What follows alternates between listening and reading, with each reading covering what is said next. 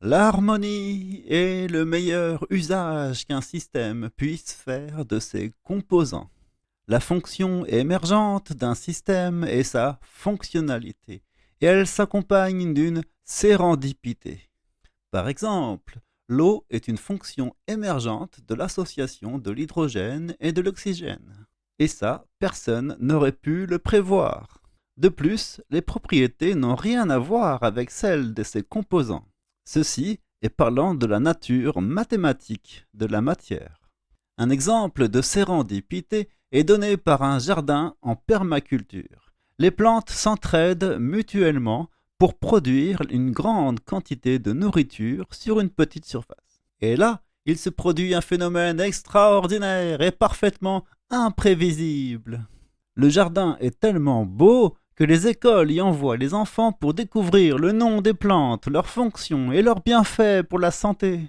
La syntropie est le fait qu'une augmentation de l'information engendre une autre augmentation de l'information. A contrario, quand on coupe un arbre, on diminue drastiquement la quantité d'informations et les arbres autour dépérissent.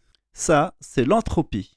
L'entropie, c'est la mort, la syntropie, c'est la vie, c'est-à-dire la croissance en complexité. En communication non violente, l'harmonie résulte du fait que chacun se soucie des besoins des autres. Et il le fait volontairement et spontanément, ce qui renforce encore l'harmonie. On peut définir l'utopie comme un système où les besoins de tout le monde sont satisfaits. Et bien sûr, pour ça, faudrait-il encore que les besoins de chacun soient mesurés en fonction de ce qui est le mieux pour tous. La question de l'harmonie est celle de l'intelligence réciproque avec son environnement.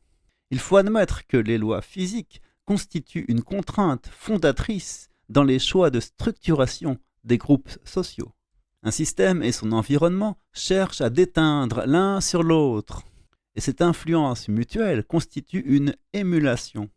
Finalement, les choses qui se concrétisent sont toujours le fruit de cette émulation. L'harmonie ne s'obtient pas en ajoutant ou en supprimant des objets d'un système, comme on nous le fait croire tous les jours.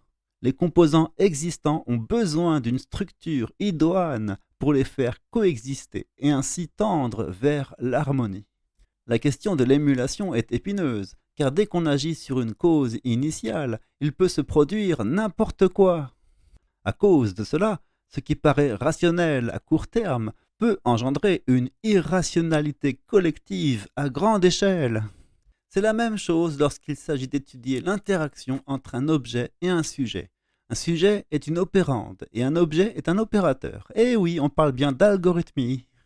Un sujet utilisé comme un objet ou le contraire sont une source courante de méprise.